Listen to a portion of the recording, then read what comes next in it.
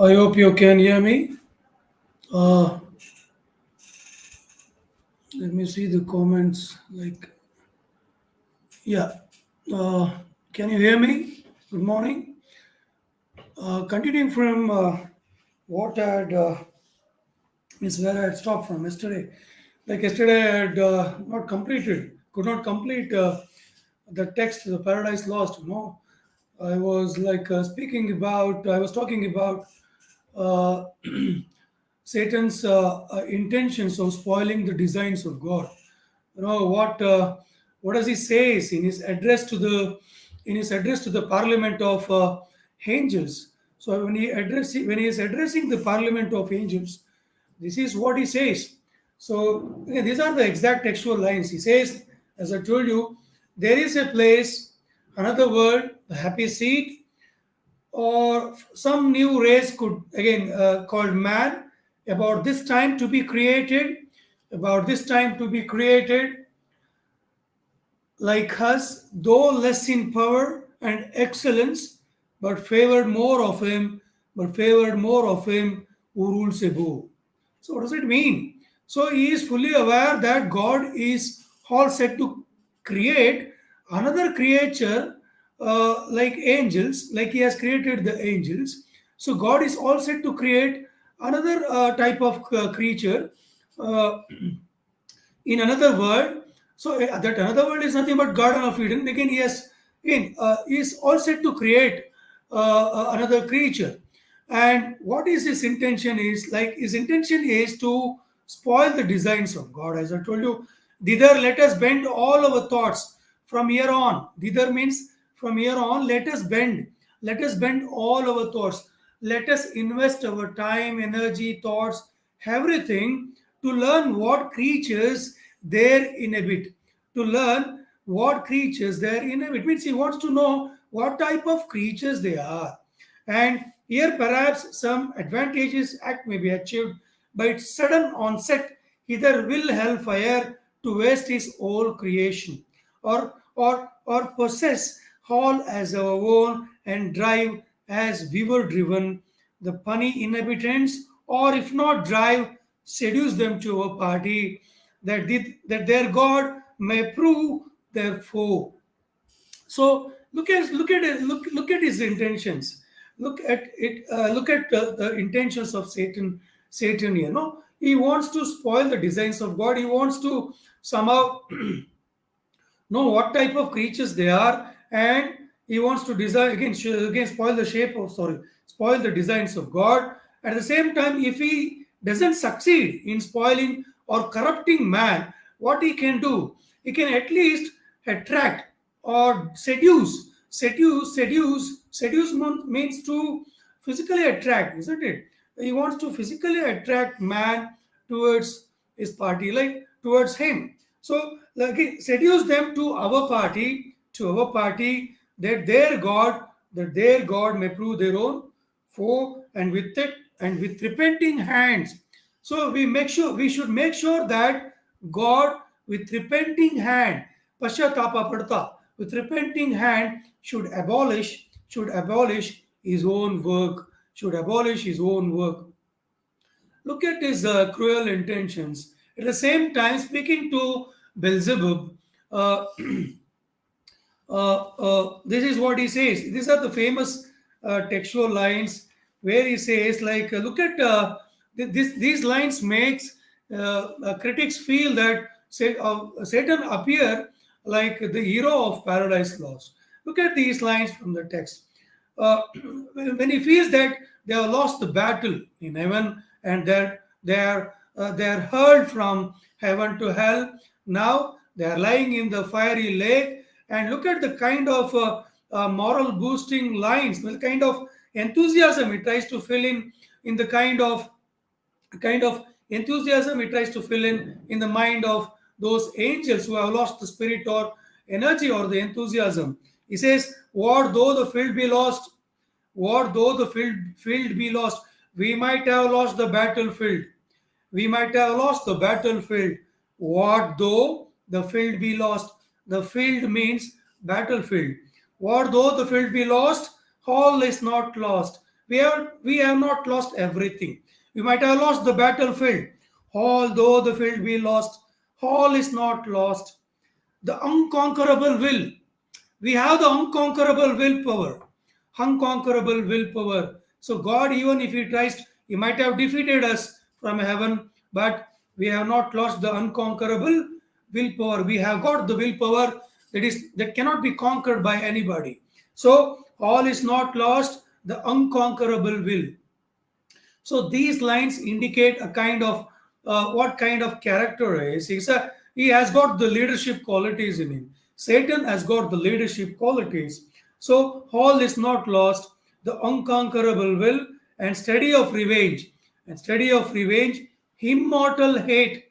So that immortal hate, never dying hate towards God, that immortal revenge or hate towards God cannot be taken away from anybody. So, and study of revenge, that continuous, studious, again, studious, thought or mindset of revenge. Okay, and courage never to submit or yield. So, and courage never to submit or yield, never to surrender. We have got the courage, willpower, courage. So we cannot submit ourselves or surrender ourselves or yield ourselves to again in front of God. And what else is not to be overcome? And what else is not to be overcome? That glory never shall his wrath or might extort from me.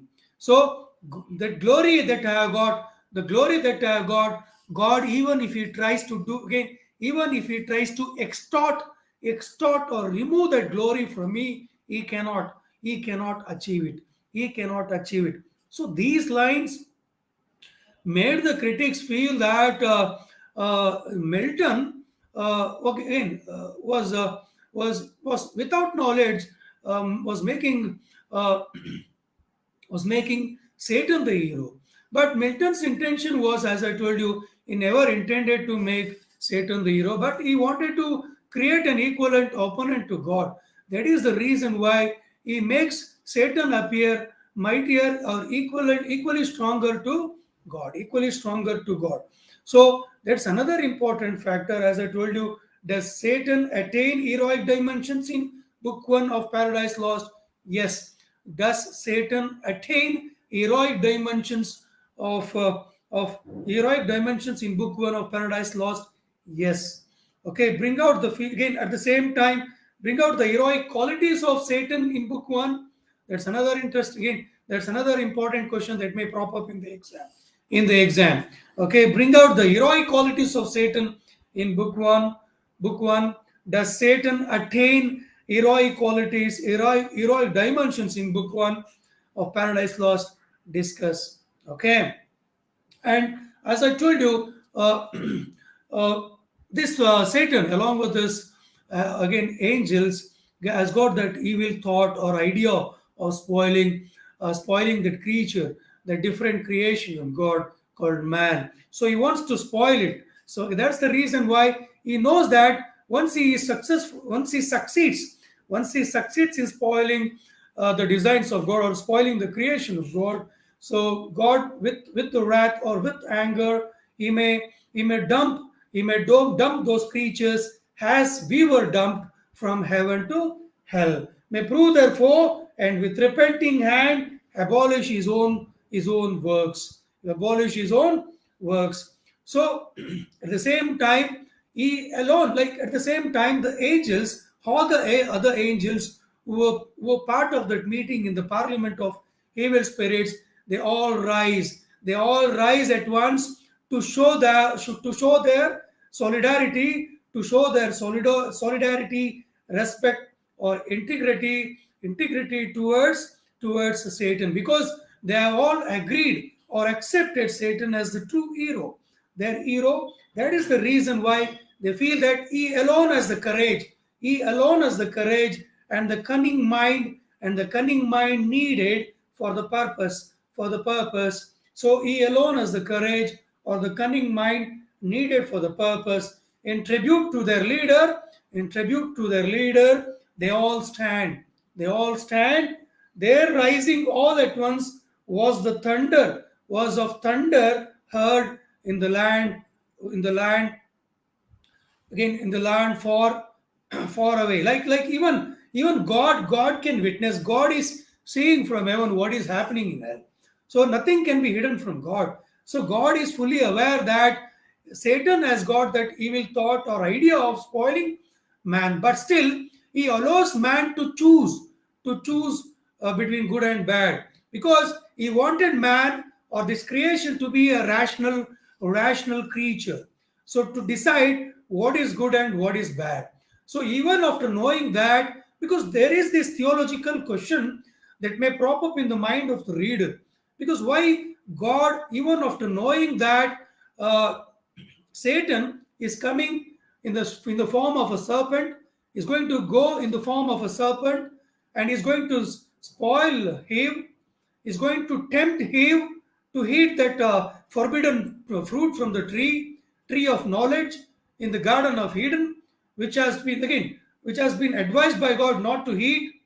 So Eve is tempted by Satan, who comes in the form of a serpent and sits on the branch of that forbidden tree. So what happens? God is fully aware that this creature is supposed to be spoiled by Satan. But this theological aspect of question that may prop up in our mind, like why God, even after knowing all this, allowed man to get spoiled, allowed man to lose place in paradise. The reason is he was fully aware that since man is a rational creature, a thinking animal, let him decide what is good and what is bad. If there is no bad, there is no scope for good. If there is no again, if there is no scope again, if there is no bad or evil, there is no scope for the beautiful aspects of life, isn't it? So there is, again, if you want to give scope for good, you need to have bad or evil things on the other side, isn't it? That's another important aspect. So they all stand and consider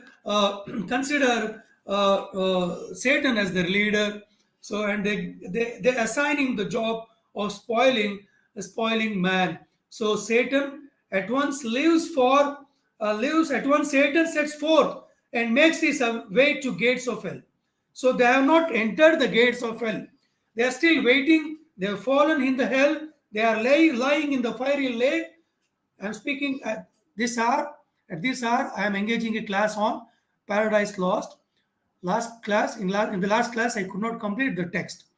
After this, after speaking for few minutes on this text, I'll move on to the new text. Don't worry, don't be in confusion. I'm talking about Paradise Lost. I'm giving a lecture on Paradise Lost in paper one. I'm about to complete the text now. Okay. So at once Satan sets forth and makes his way to the gates of hell. There he finds sin and her sin and her hideous son called death. So at the gates of hell is guarded by whom? Sin and death. Sin and death. ಪಾಪ ಮತ್ತು ಸಾವು ಎರಡು ಆ Gates of ಹೆಲ್ನ ಕಾಯ್ತಾ ಇದ್ದಾವೆ. No? There he finds again the gates of hell guarded by whom? Sin and death. Seeing Satan, the son of sin, approaches with the leveled spear. Approaches with the leveled spear. But can he defeat the archangel Satan, who has fought war with God? No. So Satan, with the immediate effect, like he defeats death in no time. Satan defeats death in no time, and both sin and death become the slaves or servants of Satan. And in fact, Satan promises them that he is going to give them abundant work to sin and death. So Satan, in fact, assures both. Uh, Satan, in fact, assures both sin and death that he is going to give them some work, and because Satan explains his object to the horrid pair. Sin and death are called as horrid, Bhayankara Jodi, the horrid pair, horrible pair. or in prayer, and promises that when he has corrupted man, sin and death will be free to roam on the earth, on the earth, and satisfy their appetites. ನಿಮ್ಮ ಹೊಟ್ಟೆ ತುಂಬ ಊಟ ಕೊಡ್ತೀನಿ, ಹೊಟ್ಟೆ ತುಂಬ ಕೆಲಸ ಕೊಡ್ತೀನಿ. And that means like I'll give you complete work. I'll give you work and you can roam freely. You can roam freely on earth. You can satisfy your appetite. You can satisfy your appetite. For that, he has to corrupt man. He has to corrupt man, isn't it? So with a huge key, sin turns the locks of hell and opens the gates of hell. The story now follows the familiar one told briefly in the first few chapters. You know, as I told you, Satan has gone there to later on, after assuring sin and death that is going to give them work or satisfy their appetite. What he does, he lives for Garden of Eden. He sits on the branches of that, one of the branches of that forbidden tree, and he tempts Eve. He tempts Eve to eat that apple, isn't it? And Eve was cautious. She was not tempted at once. She was cautious, but Satan is successful. He succeeds in convincing Eve that even though he is a serpent, even though he is a beast, even though he is a beast who is in the form of a serpent, he could speak. He could speak. ಒಂದು ಹಾವಾಗಿದ್ರು ಕೂಡ ನಾನು ಮಾತಾಡ್ಲಿಕ್ಕಾಗುತ್ತೆ.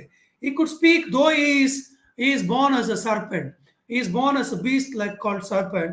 Like he could speak because of eating that forbidden fruit. ಆ ಹಣ್ಣನ್ನು ತಿಂದಿದ್ರಿಂದಾನೆ ನಾನು ಹಾವಾಗಿದ್ರು ಕೂಡ ಒಂದು ಮೃಗ beast ಆಗಿದ್ರು ಕೂಡ I can speak, I can talk to you ಅಂತ ಹೇಳ್ತಾರೆ. This makes you feel that there is something special in this fruit. That is the reason why God has forbidden or prohibited us to eat this fruit.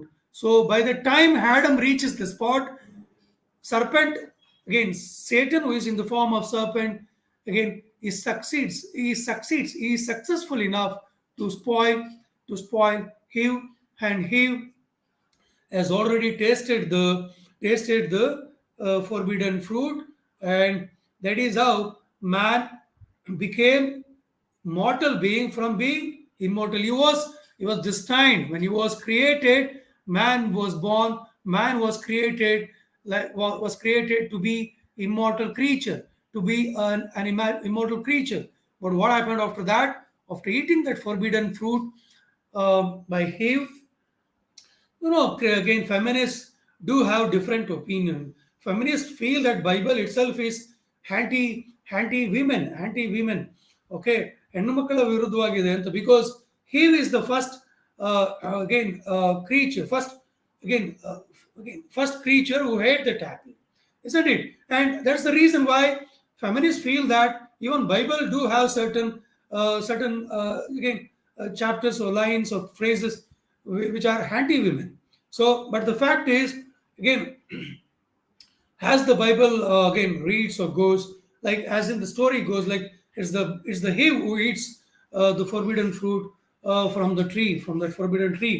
And by the time Adam reaches the spot, he sees Eve has already tasted the fruit, and man loses the place in the paradise, and God sends Raphael. Raphael is a son, Messiah Raphael, his son, to lead Adam and Eve towards her. Adam and Eve are brought from Garden of Eden, and they are left on the earth. They are left on the earth. That is how man lost the place in paradise. So that's all about paradise lost. Again, as I told you, there are a few important questions that may crop up in the exam. The first question is, bring out the epic qualities or bring out the features of paradise lost which entitles it to be called an epic poem. Bring out the epic qualities in paradise lost, or bring out the features of paradise lost that entitles that entitles it to be called it to be called it to be called what? An epic poem. An epic poem. The second question: bring out the heroic qualities of bring out the heroic qualities of bring out the heroic qualities of Satan in book one. Bring out the heroic qualities of Satan in book one. Third question: again, in writing Paradise Lost, Milton was of the devil's party. Milton was of the devil's party without knowing it. Without knowing it. Comment, comment, keeping book one in your mind, in your view. So, as I told you, entire book or the entire epic Paradise Lost is about the fall of man. It's all about man's first disobedience. Man's first disobedience. Again, it is the action that constitutes the nominal argument of the epic. It is his action. It is man's first disobedience. It is his action that constitutes what? The nominal argument of the epic. As I told you, at the same time, Paradise Lost is a colossal epic. It's a colossal epic, not of man or a hero, not of man or a hero, but of the whole race of man. But again, as I told you, the story in Paradise Lost is connected to entire mankind. Is connected to entire mankind. Is connected to entire human race. So I'll conclude my again this again means the class on this text. Let me move on to another text that is. I hope you don't have any doubts on Paradise Lost. I hope I was able to clear the doubts. So if you have any doubts, you can be in touch with me in WhatsApp. My number is very much there available in the faculty. In the website, in the university website. So I hope you have understood Paradise Lost Book 1. Uh, Coming to the next text. The next text, like it is from paper 2, that is Shakespeare. In paper 2, again, the entire paper 2 is dedicated to Shakespeare. You know who is Shakespeare?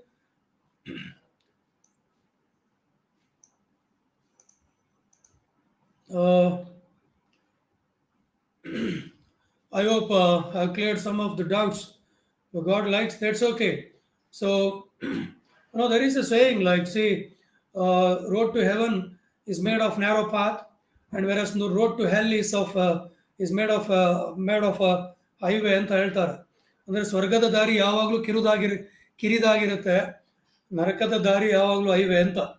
So what does it mean? So there are huge number of people waiting to go hell. There are very few number of people who are standing in queue. There is no queue at all. There is no long standing queue for to reach heaven. To reach heaven, as you and me, I hope we all have bought tickets to reach hell, isn't it? So if there is anybody who is confident enough that he has got ticket for heaven, he is lucky. Okay, I feel happy for him. But most of us, as I told you, we all are destined hell, to reach hell because without our knowledge, we might have committed one or two mistakes in life. No man is perfect, isn't it? So born perfect. So what I mean to say here is like coming to the next text, as I told you, in this text, I'll be dealing with two important texts. In this paper, I'll be dealing with two important texts. One is Julius Caesar, and the other one is Merchant of Venice. Julius Caesar, as you all know, Julius Caesar is another again major tragedy. Shakespearean plays can be categorized into three types. One tragedy, another one is comedy, and you have romantic comedies. Means which again, as I told you, Shakespeare is a genius. He is the greatest greatest bard, greatest poet in English literature. Nobody can surpass him. Nobody can reach the height of Shakespeare. So his universality is unmatchable. Nobody can reach that what the height. Shakespeare's supreme gift is universality. As I told you, a poet who belongs to all times, because his characters are true to the eternal aspects of life. His characters are true to the eternal aspects of life, and not limited to any contemporary society. So Shakespearean characters are not limited to any contemporary society. So they, again, Shakespearean characters are true to eternal aspects of life. Those characters are will be there till still the entire mankind exists, or human race exists on earth, because his characters are very much true to the real aspects of life. So his characters, his stories, they transcend they have transcended the boundaries. They have transcended the geographical boundaries, isn't it? They have become part and parcel of our life. Shakespearean idioms, Shakespearean language has become part and parcel of our life, isn't it? Uh, as I told you, Shakespeare again was born in the Elizabethan era. Queen Elizabeth was ruling England. Elizabeth I was ruling England during that time. He was born in the year 1564 and died in the year 1616, 1616. That means he lived for how many years? He lived for 52 years. So in those 52 years, Shakespeare was able to write 154 sonnets and 37 plays. 154 sonnets and 37 plays. So out of 37 plays, so his plays can be categorized into three types: tragedies, comedies, and romantic comedies. You have tragedies. So which are the important texts that you see in tragedies? Julius Caesar, Macbeth, Hamlet, King Lear, isn't it? And also Othello. Othello. These are the few important uh, important plays that come under the category called tragedies. Apart from that, you also have comedies. You have comedies like Twelfth Night, As You Like It, or As You Like It is a romantic comedy, and even uh, you have Tempest.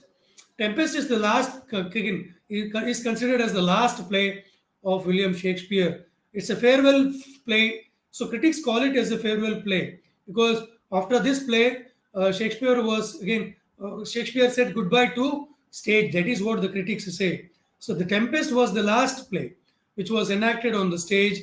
And here in that play, in the play Tempest, Shakespeare could experiment. Shakespeare could follow all the three unities that Aristotle advocates in his book called Poetics. So apart from the play The Tempest, in all the other plays of Shakespeare, you don't see Shakespeare following those three unities.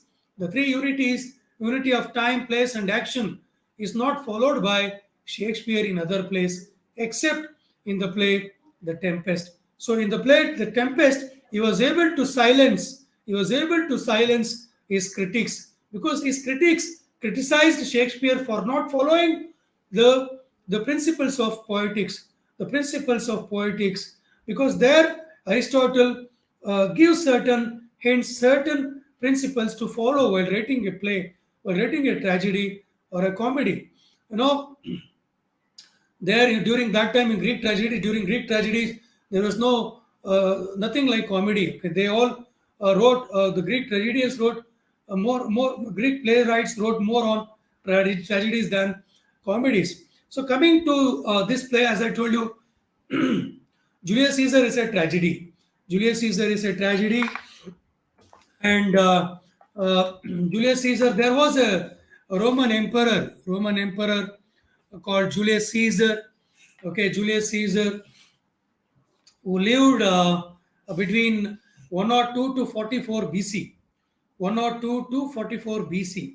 Before Jesus Christ was born, they used to take count of the dates or years backward, 102 to 44 BC andre Krista Purva. Krista andre before Jesus Christ was born, Brutus was born and lived. Okay, sorry, not Brutus. Okay, Julius Caesar was born and lived. He was born in the year 102 and died in the year 44 BC.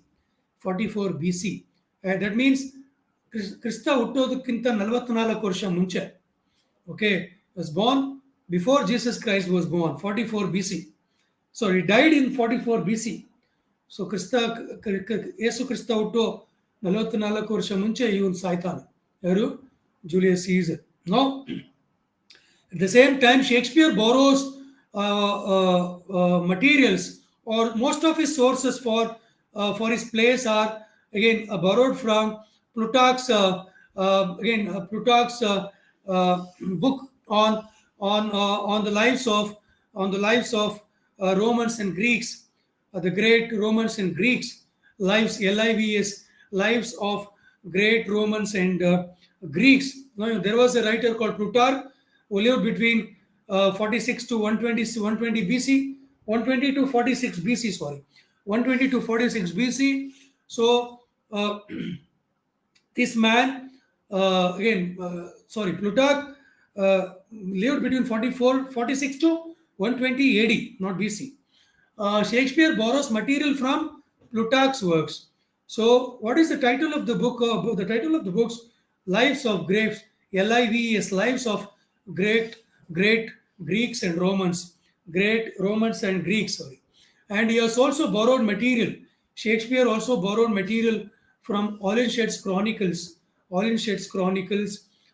from which he has created plays like Macbeth, Hamlet, Macbeth, Hamlet, King Lear.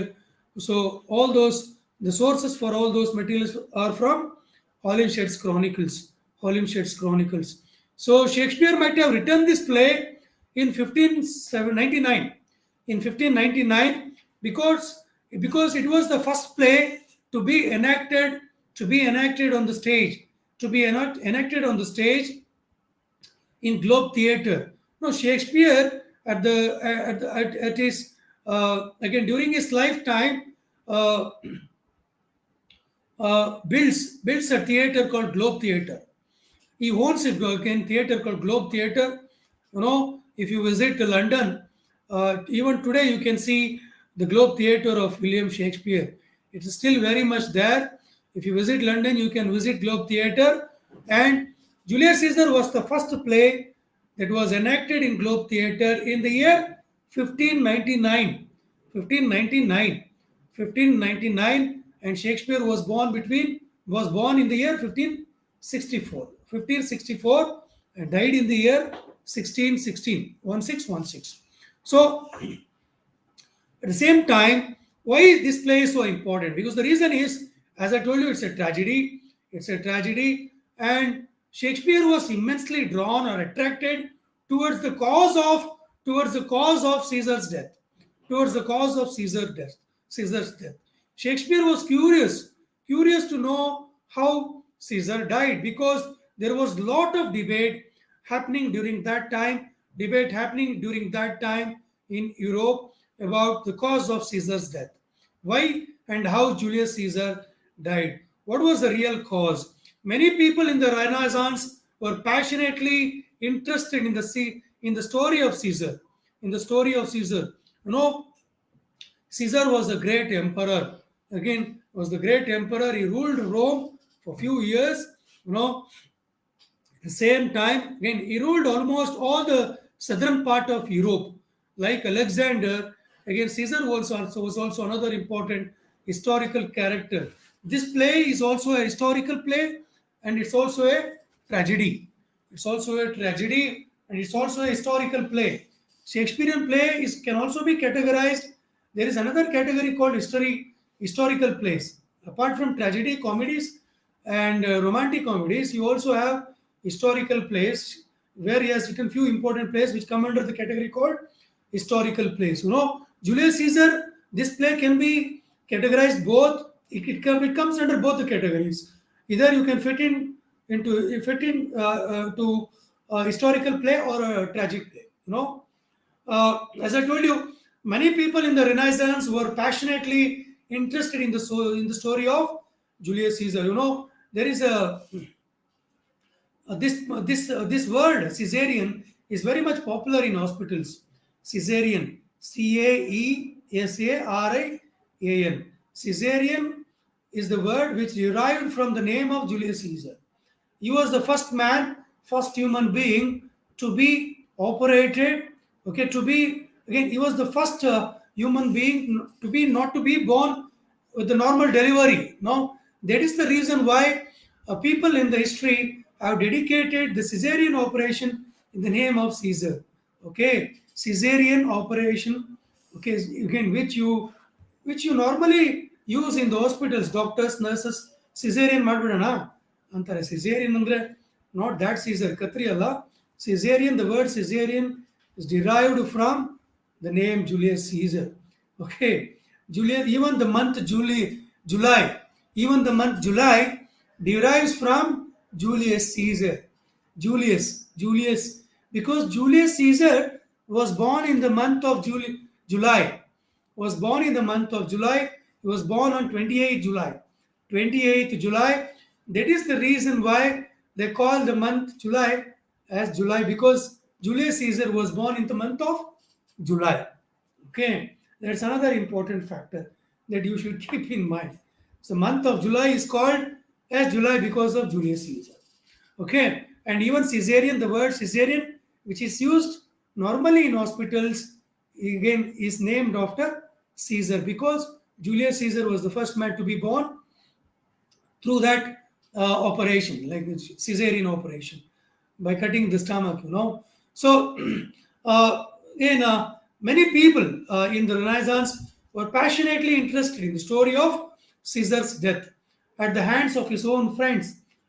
Caesar's friends, his own close friends killed Julius Caesar. So why? What is the real cause for Caesar's death? For Caesar's death, and that is what Shakespeare tried to probe. Shakespeare tried to sort out, and at the hands of his own friends and his own fellow politicians, there was much debate. There was much debate about the villains and who were the heroes. This play is titled as Julius Caesar. They might have titled this play as Julius Caesar because the great emperor Julius Caesar is killed here by his own fellow politicians, fellow friends. What is the cause of naming this play as Julius Caesar? Because Julius Caesar dies in Act 3 itself. In Act 3 itself, you can see Julius Caesar is killed by his own friends. But still, why does Shakespeare uses his name? The reason is, as I told you, uh, the play is titled on him since he is the subject. He is the subject of discussion. In the entire play, he is the subject of discussion. People discuss about his death. And people are curious. They discuss about his death. They're curious and worried about the happenings or the incidents that is happening after the death of Julius Caesar. Whatever the incidents, the repercussions of Caesar's death, is felt by the Roman mob. Because Caesar was a gigantic personality. He was a gigantic personality, very, very tall personality. He was an emperor. He was all set to rule Roman Empire for another few years. What made his own friends to kill? What forced his own friends to kill Julius Caesar? That is very, very interesting. And he is the subject matter throughout the play. Julius Caesar is not present, but Caesar's name is frequently heard. Caesar is frequently discussed, and as I told you, people are curious, worried about the happenings or the incidents or the repercussions of Caesar's death. As I told you, the play is titled on him since he is the subject. He is the subject and the ruling spirit of the play. He is the ruling spirit of the play. You can see, and this play is the play where you see people fight for power. Again, people are behind power. Power is, again, as I told you, power, adhikara, hana adhikara, no, adhikara idiyalla. Adhikara, power is like an opium. Power is like an opium. It can destroy. So, an absolute power corrupts. Power corrupts, and absolute power destroys. That is what you read. So, that is how you can sum up this play. If you want to sum up this play in one line, you can say, again, Julius Caesar is all set to have complete control over Roman Empire by using his power. So power corrupts, but absolute power what? So Julius Caesar tries to have control over entire Roman Empire. He wants absolute power. What do you mean by absolute power? The power enjoyed by most of the present day dictators. Most of the present day dictators like Kim Jong Un in North Korea, Saddam Hussein, who ruled Iraq for a few years, Gaddafi in Lebanon, isn't it? Gaddafi, who ruled Lebanon for a few years. Again, you can see the modern day dictators enjoying power, absolute power, enjoying absolute power. So Julius Caesar can be summed up in one line: power corrupts, absolute power destroys. So here there are two important factors that you have to keep in mind. One is Republican ideology. So again, Plato has written a book called Republic. So Socrates, again, Plato was a student of Socrates. Plato was a student of Socrates. Socrates and again, Aristotle was a student of Plato. Alexander the Great was a student of Aristotle. You see, the great philosophers or scholars of Greek tradition have left a kind of lineage, a kind of legacy. Republican ideology, which was written by Plato, was a student of Socrates. Socrates, Plato, Aristotle, Alexander the Great. Look at the lineage, a kind of legacy. And Plato in his Republic speaks about equal share of power amongst the people who are chosen by the people, equal share of power amongst the people who are elected by the people. So common man electing few leaders, and power is shared between those few leaders. They are called as senators.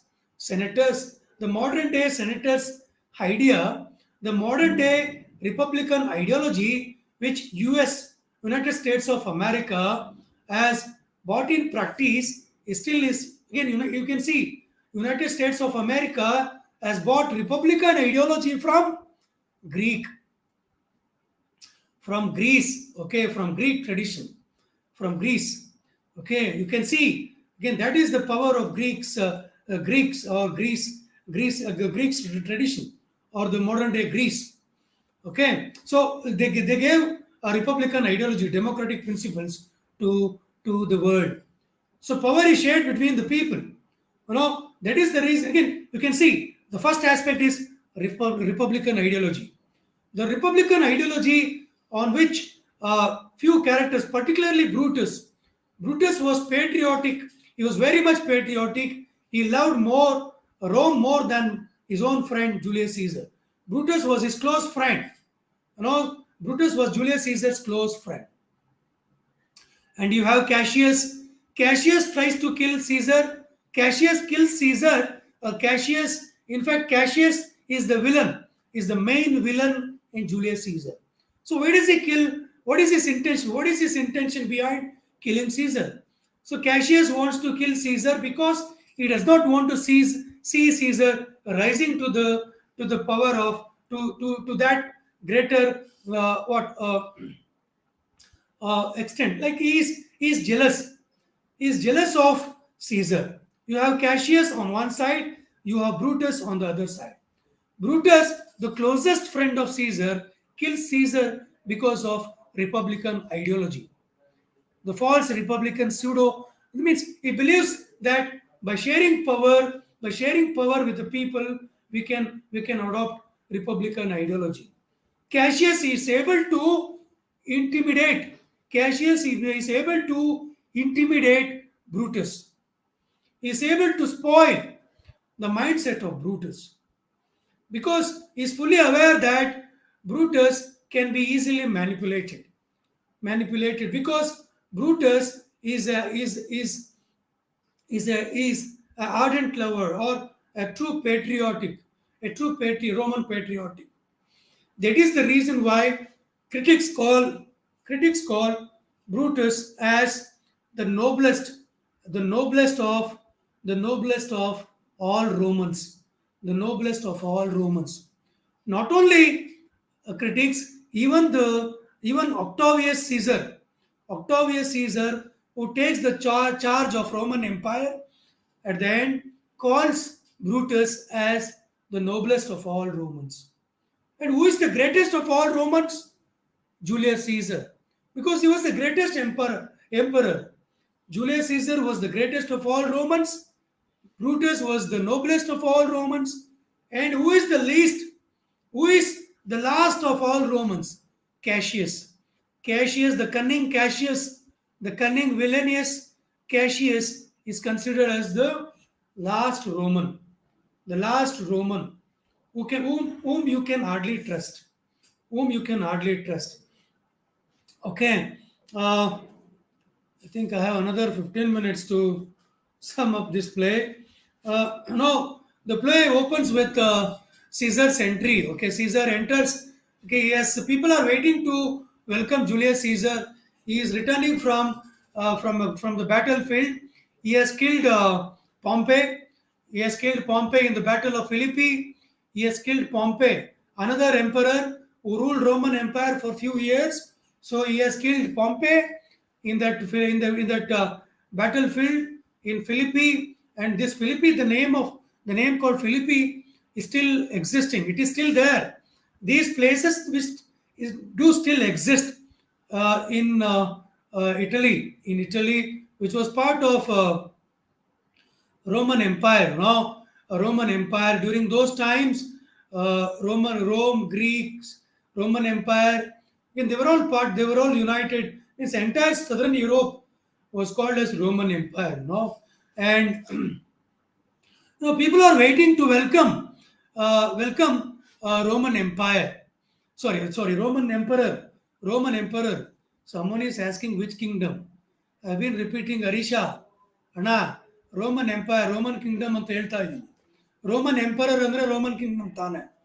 So Roman emperor again, he has returned from the battlefield, from defeating Pompey, Pompey, Pompey in the battlefield, again located in the place called Philippi, Philippi. So he is returning from the battlefield, and people are welcoming. People are again all set to welcome Caesar. The same people welcomed Pompey once upon a time. They gave the same kind of welcome. They gave the same kind of welcome. So what does it mean? It means that the mood of the public changes. So whoever has got the power, people, it's like sweet and ants. Sweet resembles, or the image of sweet means what? Sweet power. Hands, people. ಎಲ್ಲಿ ಅಧಿಕಾರ ಇರುತ್ತೆ ಜನ ಅಲ್ಲಿರ್ತಾರೆ. So here, Pompey was welcomed by the people in the same manner as Julius Caesar is welcomed by people now at the beginning of the play. So people are standing there to welcome Caesar, and look at the way there are people from common strata of society, the lower strata of society. There are common men, common people, again standing waiting to welcome Caesar.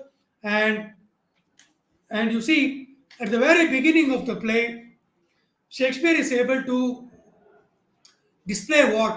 Display the swaying mood of the public. Swaying mood ಅಂದ್ರೆ ತೇಲುವ ಮನಸ್ಸುಗಳು ಅಂದ್ರೆ ಜನರ ಮನಸ್ಸು ಸ್ಥೀಮಿತದಲ್ಲಿರಲ್ಲ. ಒಂದು means ನಾನು ಆಗಲೇ ಹೇಳಿದಾಗ ಅಧಿಕಾರ ಬಂದ ಕಡೆ ಹೋಗ್ತಾರೆ ಜನ. When people are in power, they throng at your home, isn't it? When you are not in power, your home will be normally deserted. You won't find people at your doorsteps. That is what it means. So Pompey was defeated by again Caesar, and Caesar is receiving the same kind of welcome again as Pompey received once upon a time. Okay, at the same time, in the very first act, Caesar also is met by a prophecy teller, a soothsayer, SOOTHSAYER. Soothsayer ಅಂದ್ರೆ ಭವಿಷ್ಯವಾಣಿ ಹೇಳೋನು. A soothsayer meets. So Caesar returns from the battlefield on February 12th. On February 12th, okay, on February 12th, he has returned from the battlefield on February 12th, and he has extended his emperor. He is all set to become a great dictator. Okay, he wants to take complete charge of Roman Empire. Roman Empire. So he was all set to become a Roman emperor. And what happens there? Soothsayer, a ಭವಿಷ್ಯ ಹೇಳೋನು ಹೇಳ್ತಾನೆ. At the very beginning he says, beware of Ides of March. Beware of Ides of March ಅಂತ ಹೇಳ್ತಾನೆ. IDES. Ides of March means 14ನೇ March. Usually the middle March. 14ನೇ March ಅಂದ್ರೆ middle March. Usually ಅದು ಹುಣ್ಣಿಮೆಯ ರಾತ್ರಿ ಇರುತ್ತೆ. Middle March, normally on 14th or 15th of March, you see ಹುಣ್ಣಿಮೆ ಇರುತ್ತೆ.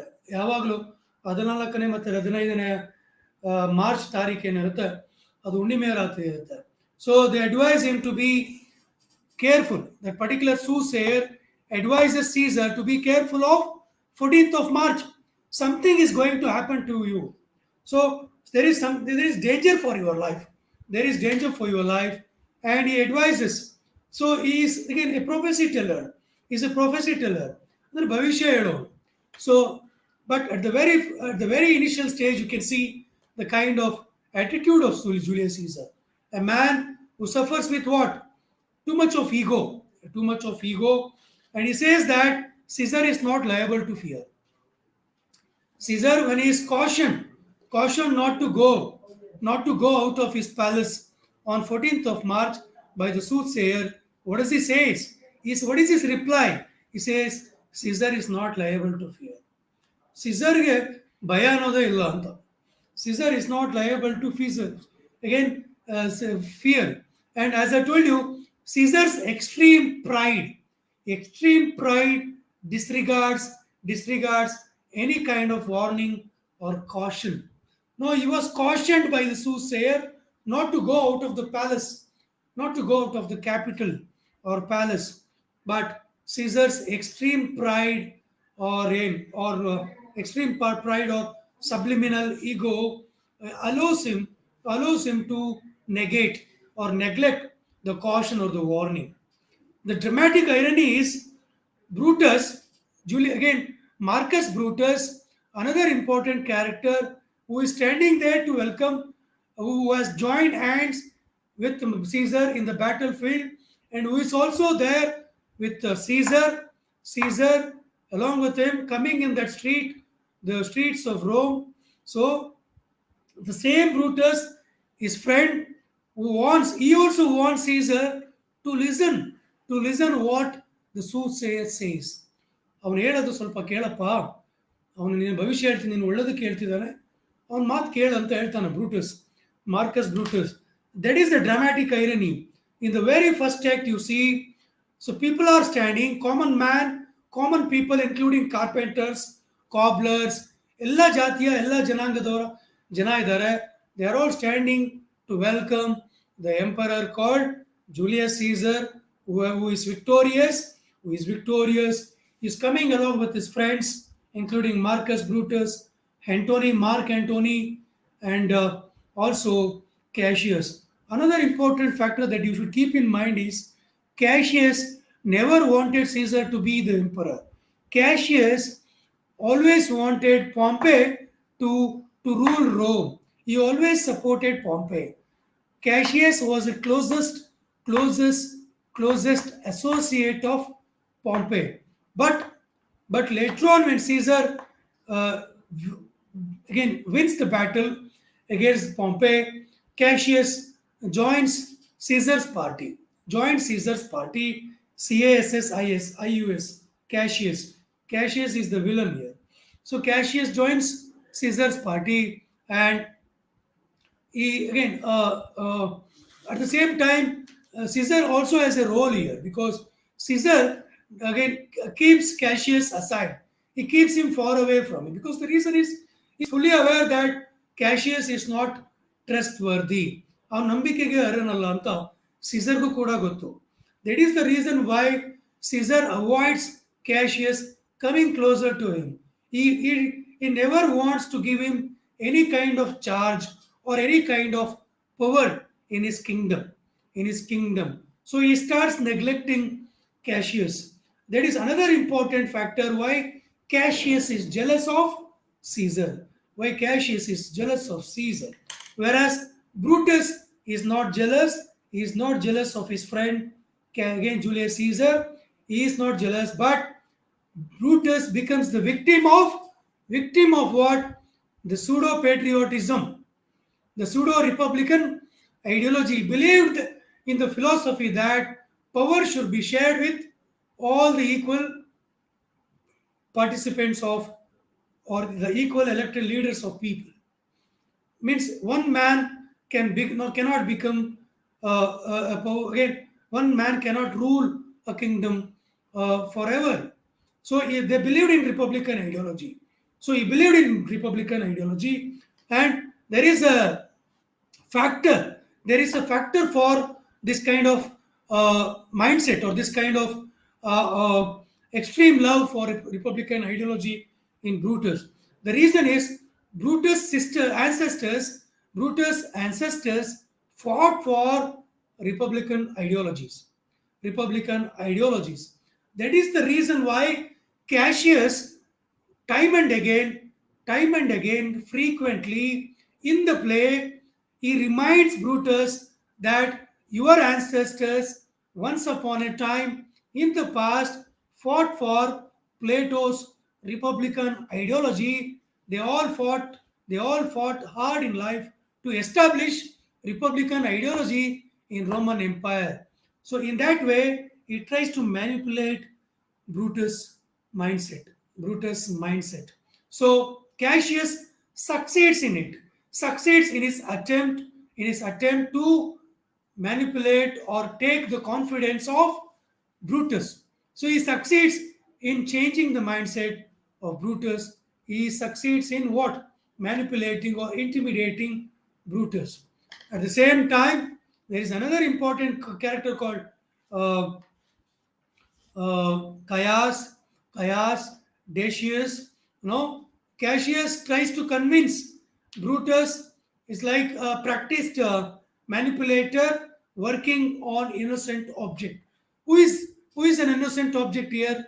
Marcus Brutus is an innocent object. So he tries to manipulate him, and compared to Brutus, Cassius is an astute judge of men and situations. Men and situations is an astute judge of men and situations. Cassius is vindicative, and he's a cold-blooded murderer. He's a cold-blooded murderer. Whereas Brutus is sensitive, emotional, is very, very loving and charming personality. Let me stop there. I'll continue in the next class. I think it is time. So I have started the play Julius Caesar. So I'll continue in the next class. Mm, I'll complete the text, and I'll move on to the other text called Merchant of Venice in the next class. Thank you, one and all. I'll meet you tomorrow again with with the same text called Julius Caesar. Okay, and I'll complete this text, and later on I'll move on to the other text called Merchant of Venice. Thank you, one and all.